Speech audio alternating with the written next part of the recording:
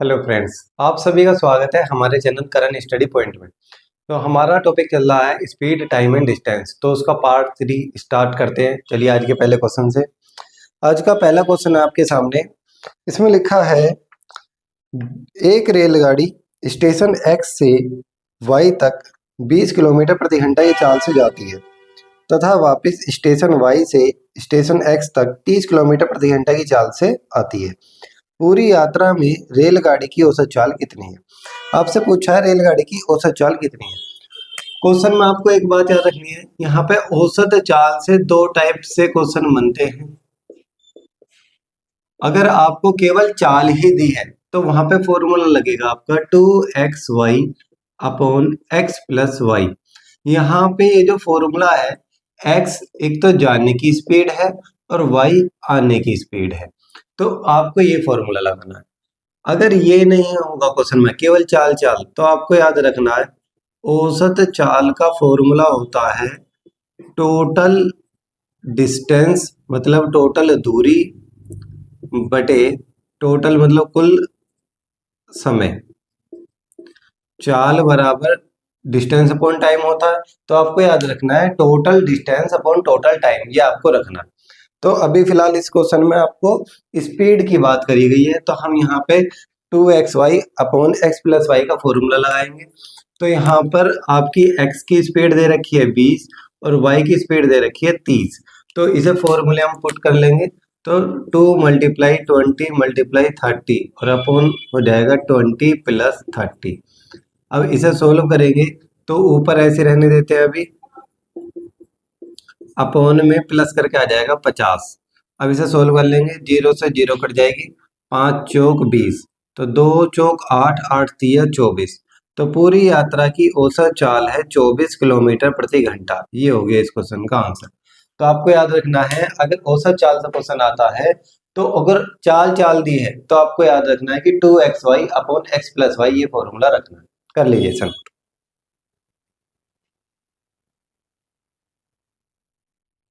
चलिए आज का नेक्स्ट क्वेश्चन है हमारे सामने। इसमें लिखा है एक व्यक्ति 30 किलोमीटर की दूरी को 6 किलोमीटर प्रति घंटा की चाल से तय करता है तथा शेष 40 किलोमीटर की दूरी को 5 घंटे में तय करता है। कुल यात्रा में उसकी औसत चाल कितनी है? इस वाले क्वेश्चन में आपको डिस्टेंस और टाइम ये दोनों दिए हैं, किसी में स्पीड भी दी है। तो हमें फॉर्मूला लगाना है यहाँ पे, औसत चाल बराबर औसत चाल बराबर कुल दूरी अपॉन कुल समय।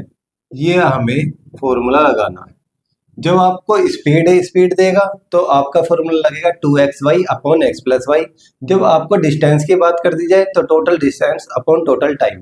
तो इस क्वेश्चन में पहली लाइन में आपको लिखा है 30 किलोमीटर 30 किलोमीटर गया। अभी स्पीड बराबर डिस्टेंस अपॉन टाइम, पहले हम टाइम निकालेंगे क्योंकि आपको 6 किलोमीटर प्रति घंटा स्पीड दी है और डिस्टेंस दिया है 30 अपॉन टाइम।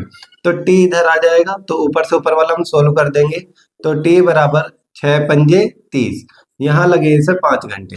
और दूसरी साइड जो जा रहा है वो 40 किलोमीटर, तो उसका टाइम आपको दे रखा है कि 5 घंटे का है। तो यहाँ पे हम क्वेश्चन को आगे सोल्व करते हैं यहाँ से। तो औसत चाल निकालेंगे इसकी, औसत चाल।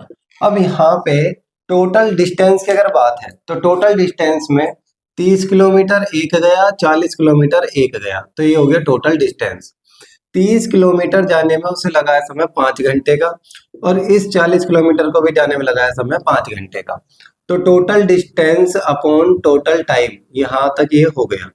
अब इसे हम सोल्व कर लेंगे, 30 और 40 जोड़ेंगे क्या जाएगा 70 और 5 और 5 हो गया 10, 0 से 0 कट जाएगी, तो हमारी स्पीड आ गई 7 किलोमीटर प्रति घंटा। ये हो गया इस क्वेश्चन का आंसर।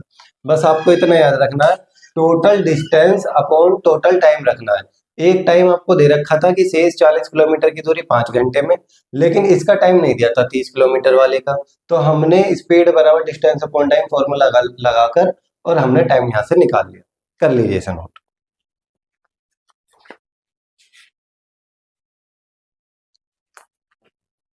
नेक्स्ट क्वेश्चन हमारे सामने लिखा है एक कार 35 किलोमीटर की दूरी को 45 मिनट में तय करती है तथा 69 किलोमीटर दूरी को 75 मिनट में तय करती है। इसकी औसत चाल कितनी है? अब यहाँ पे आपको टाइम दे रखा है डायरेक्ट, तो हम लिखेंगे औसत चाल आपसे पूछ रहा है, औसत चाल। तो डिस्टेंस हमें दे रखा है 35, डिस्टेंस है 35 प्लस 69, ये डिस्टेंस हो गया। और टाइम हमें दे रखा है 45 प्लस 75। लेकिन आपको इसमें बस एक बात याद रखनी है कि ये जो डिस्टेंस दिया है ऊपर, ये दे रखा है उसने किलोमीटर में, और ये समय दे रखा है आपको मिनट में। तो मिनट को हम कर लेंगे घंटों में चेंज। तो यहाँ पे इसे हम प्लस करेंगे तो 9 और 5 14 का 4 चला 104 किलोमीटर आ गया। समय इन दोनों को जोड़ेंगे तो 75 और 45 जोड़ के हमारा आंसर आ जाएगा 120। अब 120 ये है हमारी मिनट, तो इन्हें घंटों में चेंज करेंगे तो आ जाएगा 104/2, क्योंकि 120 मिनट का मतलब होता है 2 घंटे। इसे 60 से हम दे देंगे भाग, 60 दूनी 120। अब इसे 2 से हम कर देंगे डिवाइड, तो 2 पंजे 10, 2 दूनी 4, तो स्पीड आ गई हमारी 52 किलोमीटर प्रति घंटा। ये है पूरी यात्रा की औसत चाल। इसमें सिंपल क्या था कि आपको total distance upon total time, time हमें मिनट में दिया था, उसे हमने घंटों में कर लिया, बस कर लीजिए इसे नोट।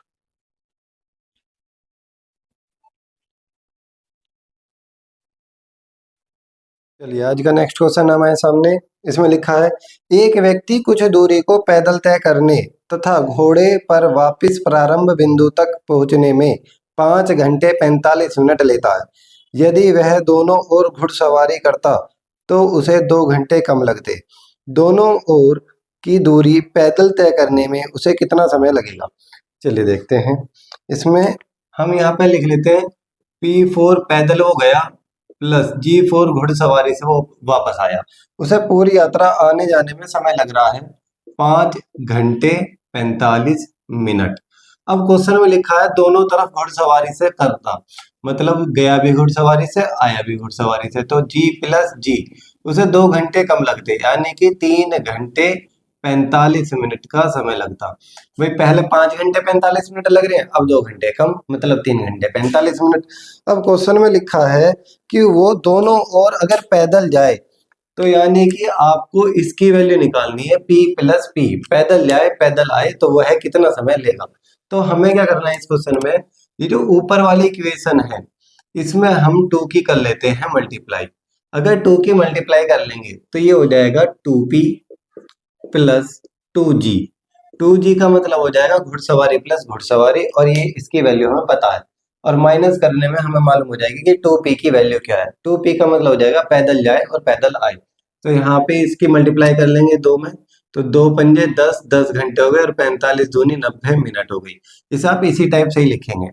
फिर जब ये कर लेंगे तो इसका काम हो जाएगा खत्म, और अब कर लेंगे हम अपना माइनस। अब माइनस करेंगे तो ये G प्लस G 2G से हट जाएगा, तो क्या बचेगा केवल 2P। अब 2P को हम लिख सकते हैं P प्लस P, इसका मतलब पैदल गया पैदल आया, और आने जाने में समय लग रहा है। पहले मिनट घटा लेंगे, तो 90 में से 45 घटाएंगे, 45 ही मिनट बचेंगी, और 10 में से 3 घटाएंगे तो आएगा 7। तो 7 घंटे 45 मिनट का समय लगेगा उसे पैदल जाने और पैदल आने में। ये बात आप कर लीजिए इसे नोट।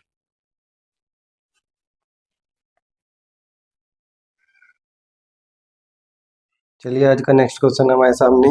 इसमें लिखा है एक व्यक्ति एक निश्चित दूरी तय करने में साइकिल से जाने तथा स्कूटर से लौटने में 6 घंटे 30 मिनट लेता है। यदि वह दोनों ओर साइकिल से जाए तो 2 घंटे 10 मिनट अधिक लगते हैं। दोनों ओर स्कूटर से जाने में कितना समय लगेगा? सेम पिछले क्वेश्चन की तरह है, बस वहां पे समय कम लग रहा था, यहाँ ज्यादा लग रहा है। तो देखते हैं इसे। यहाँ पे आपका आ गया साइकिल, C4 हम लिख लेते हैं साइकिल, प्लस S4 स्कूटर। इन्हें आने जाने में समय लग रहा है 6 घंटे 30 मिनट का, 30 मिनट। अब क्वेश्चन में लिखा है दोनों ओर वो जा रहा है साइकिल से, तो मतलब C प्लस C साइकिल से, और उसे 2 घंटे 10 मिनट का समय अधिक लगता है। तो मिनट में मिनट ऐड कर लेंगे तो हो जाएंगे 40 मिनट, और 2 घंटे इसमें ऐड कर लेंगे मतलब 8 घंटे। तो 8 घंटे 40 मिनट का अब समय उसे लगता है। क्वेश्चन में अगर समय ज्यादा लग रहा है तो प्लस करना है, कम लग रहा है तो माइनस करना है। अब इसमें हर बार आपको क्या करना है, ऊपर वाली इक्वेशन जो है उसमें आप मल्टीप्लाई 2 की कर देंगे, तो यहाँ पे 2C आ जाएगा प्लस 2S आ जाएगा। और इनकी मल्टीप्लाई करके यहाँ पे लिख लेंगे। तो 2 × 12 घंटे और 30 दूनी 60 मिनट, ये आ गया। तो दोनों ओर अब आपको निकालना है, स्कूटर से जाए तो कितना समय लगेगा, तो हम कर देंगे माइनस। 2c में से c प्लस सी माइनस हो जाएगा, तो यहाँ बचेगा 2s। तो 2s लिख लीजिए, या s प्लस s, यानी कि स्कूटर से गया स्कूटर से आया, तो आने जाने में समय लगेगा। 60 में से 40 घटाएंगे 20 मिनट, और 12 में से 8 घटाएंगे तो 4 घंटे 20 मिनट का समय लगेगा। आंसर आपको याद रखना है, बस हमेशा मल्टीप्लाई 2 और उसके बाद फिर आप माइनस कर देंगे, जो माइनस करके आएगा वही हमारा आंसर है। कर लीजिए इसे नोट।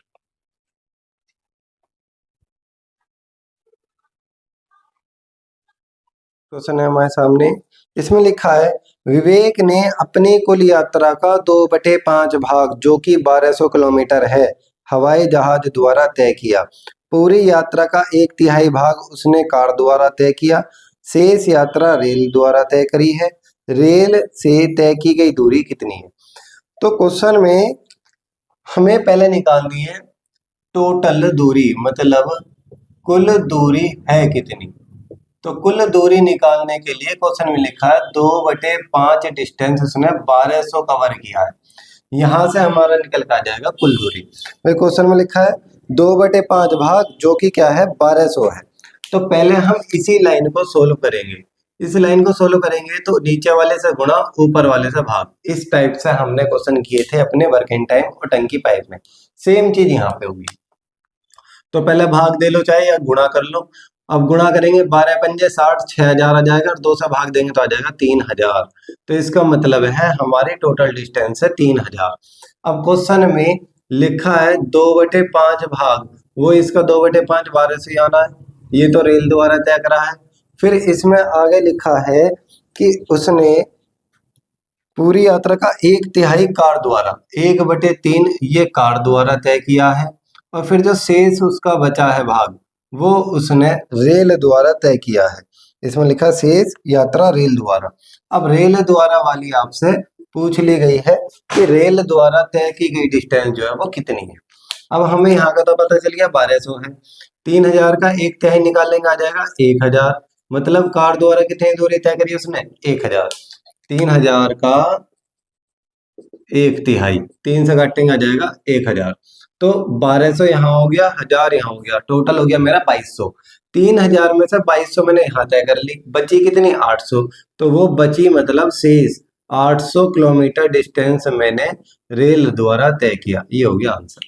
तो आपको इसमें याद क्या रखना है, पहले हम अपनी टोटल डिस्टेंस निकाल लेंगे। टोटल डिस्टेंस के बाद ये हो गया हवाई जहाज द्वारा, ये कार द्वारा, दोनों को प्लस करके आ गया 2200। 3000 टोटल था, 2200 कर दिया माइनस, बचा रेल द्वारा 800। कर लीजिए नोट।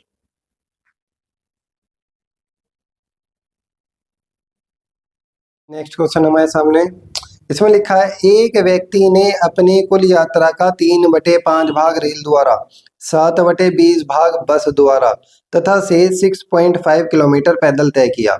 उसकी पूरी यात्रा की दूरी कितनी है? तो यहाँ पे हमें क्या याद रखना है, रेल द्वारा और बस द्वारा ये दो दिए हैं। रेल द्वारा 3/5 भाग है और बस द्वारा 7/20 भाग है। तो पहले हम यहाँ से निकालेंगे कि उसने रेल और बस दोनों को मिलाकर टोटल कितना डिस्टेंस कवर किया। तो उसके लिए हम इसे कर लेंगे प्लस, नीचे एलसीएम लेंगे, एलसीएम आ जाएगा 20, 5 चौक 20, तो 4 तिया हो जाएगा हमारा 12, प्लस यह आ जाएगा 7 ही। तो टोटल डिस्टेंस इन्होंने तय किया 19/20। अब यहाँ से हम निकाल लेंगे कि वह शेष यात्रा जो पैदल तय कर रहा है वो शेष है कितना। तो शेष निकालने के लिए आपको याद रखना, नीचे है टोटल। अगर 20 किलोमीटर डिस्टेंस था तो उसने कितना कवर कर दिया 19, तो बचा कितना 1, कितने में से 20 में से। तो हमें क्या याद रखना है, नीचे वाली वैल्यू में से ऊपर वाली वैल्यू माइनस कर देनी है। अब 1/20 जो है वो पैदल तय कर रहा है, जो आपको बता दिया 6.5 किलोमीटर है। अब यहाँ से हमने ये पैदल तय किया, अब टोटल डिस्टेंस बतानी है। तो टोटल डिस्टेंस के लिए मैंने आपको बताया नीचे वाले की गुणा करते हैं और ऊपर वाले से भाग। ऊपर तो एक ही लिखा है, भाग देके सेम रहना है, तो मल्टीप्लाई कर लेते हैं। तो 65 दूनी 130, 130 किलोमीटर ये हो जाएगा इस क्वेश्चन का आंसर। टोटल डिस्टेंस 6.5 की 20 मल्टीप्लाई करेंगे आ जाएगा 130। तो इसे नोट कर लीजिए।